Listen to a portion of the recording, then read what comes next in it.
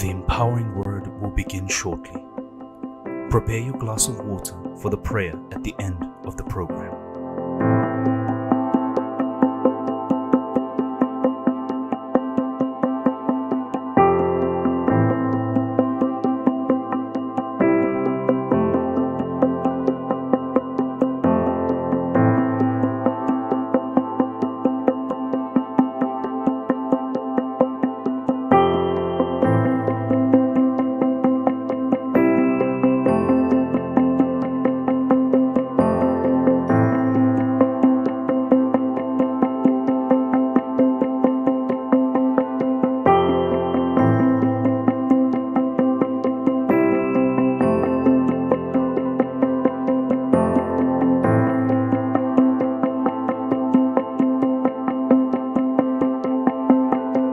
The live stream will begin shortly. Share this link with as many people as you can.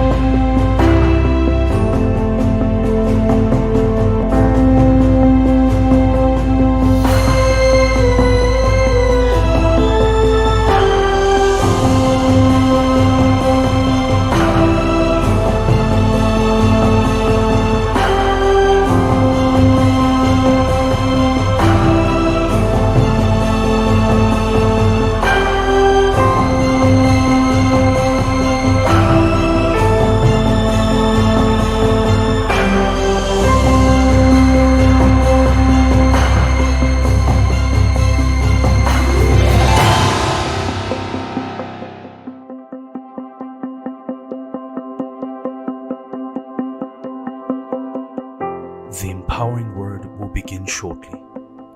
Prepare your glass of water for the prayer at the end of the program.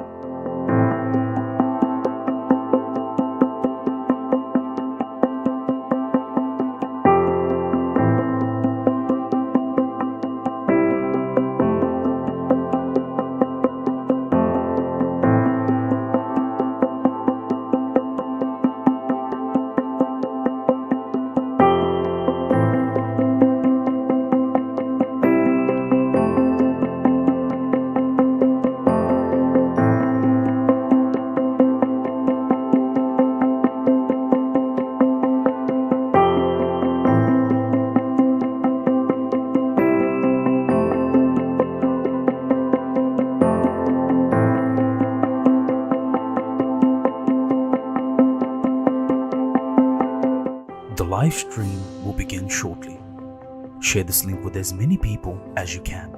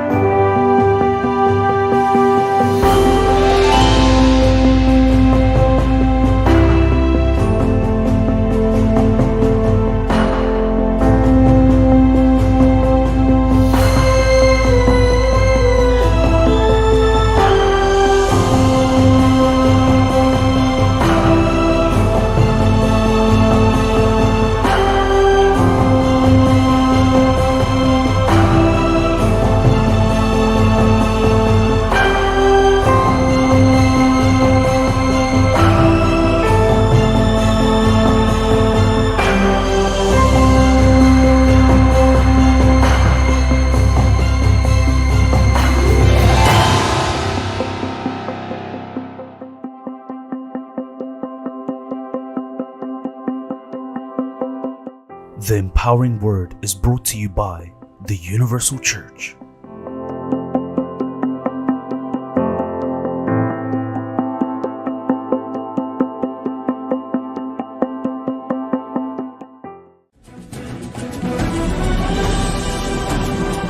Join us for this journey of faith. in preparation for this great campaign.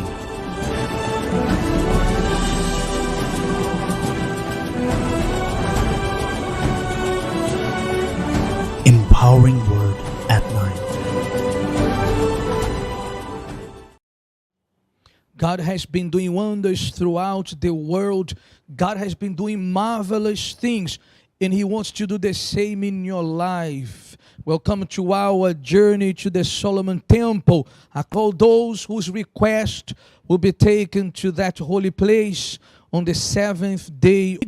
Pastor Wayne is taking all our requests, and I know God is to do amazing things in your life as well. He wants you to become part of what you will watch now. We're going to watch a compilation of so many testimonies, and God is working here in the midst of us to make you become one of them as well. Stay with us, share the link of this broadcasting to friends and family in your social media, and prepare a glass of water. After this compilation, we're going to come back talking with God.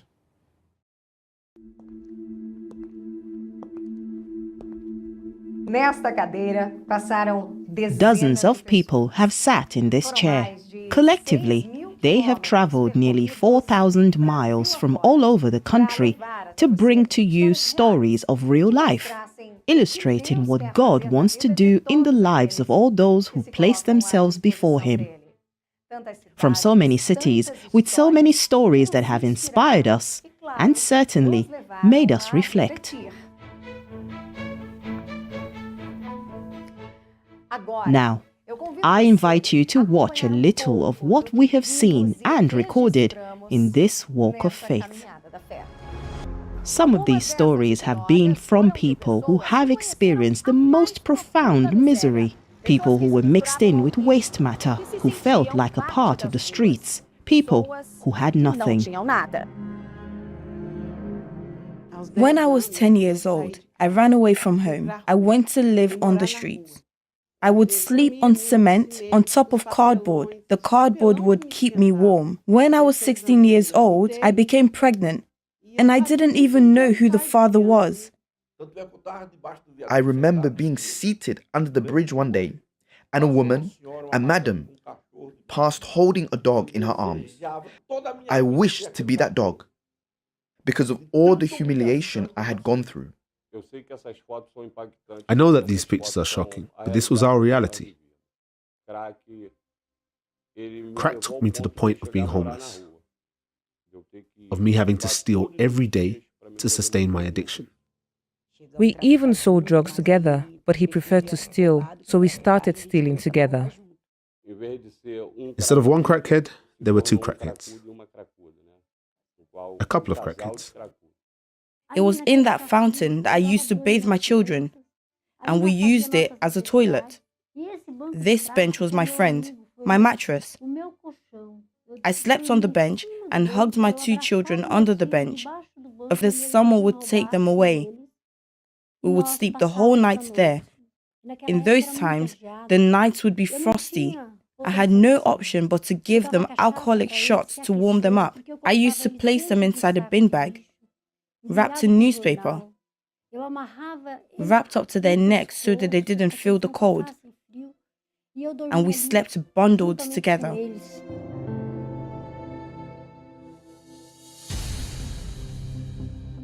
We have also met those who used to say that they had everything. They boasted of luxury in the most expensive neighborhoods, but at the same time, on the inside, they seemed to live in immense poverty. We begin to think this way. Well, I'll buy a speedboat. So you buy the speedboat, and when you get on it, you have fun. But when you get home, you say, now what? I have a speedboat, but I'm not happy. I had many clothes. I had everything. We were able to eat at the best restaurants, have the best trips, and travel. But my countenance says it all, doesn't it? It tells a story of someone who wasn't happy. It was a forced smile with a downcast countenance and puffy eyes. We are constantly seeking for more. We constantly have more, but feel less.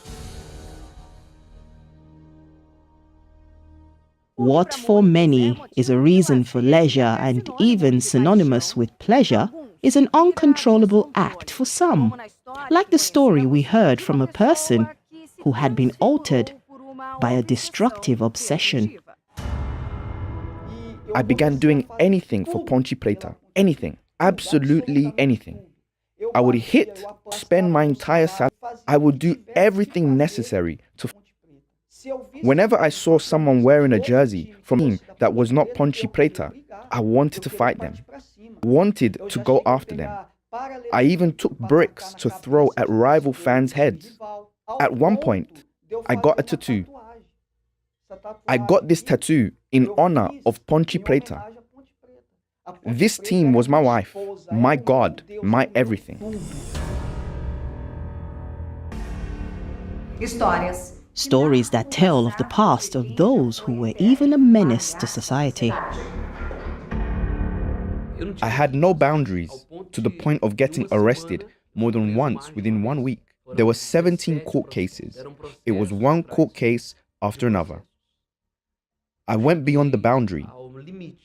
I committed homicide in the neighborhood that I used to live in. I then started doing bigger robberies. I would rob from the ATMs. One of the robberies was even reported in a newspaper because one of the guys with us ended up being shot and killed by the police. I would be released from jail and would return to crime outside. I also moved to other places, other locations. People would think that I was doing this to change my life, but I was merely seeking to open another drug-selling booth. And I actually knelt down in front of him. I said, "William, for the love of God, stop doing these things. Change your actions. Stop trafficking and stealing." Such was my despair. I had a sister who used to assist me a lot. She also worried a lot about him and had the idea of chaining him up. We have also recorded stories of those who, with different traumas, became hostage to one of the worst feelings, those who nurtured a daily desire for revenge. At 11 years of age, I was raped, and that caused a lot of anger, a lot of hatred, a lot of vengeance, frustration inside of me. I had a lot of thoughts in my mind, same as he did to me. I wanted him to feel the same pain I felt with the same intensity. I'm planning how to kill him. There were some stories that revealed the past of those who lived only by appearance. There were times when I went to the church after a round of drinks to minister the word. When I left the altar, when by my... Where are all his miracles, which our fathers told? Gideon had a sense of inadequacy within himself. He was the least of his household, in the poorest family of his tribe. When Gideon received God's command to deliver his people, he made excuses because he saw himself as incapable of such responsibility. This was Gideon's spirit when God found him. This is how God works, by always choosing the discredited, the smallest, the excluded, to demonstrate his strength through them. When Gideon obeyed, he received the Spirit of God and became someone he never imagined he could be. In our present times, Gideon represents those who want to change but don't know how. They carry a sense of indignation but feel powerless. They need a change of spirit. God wants to work with those who want to.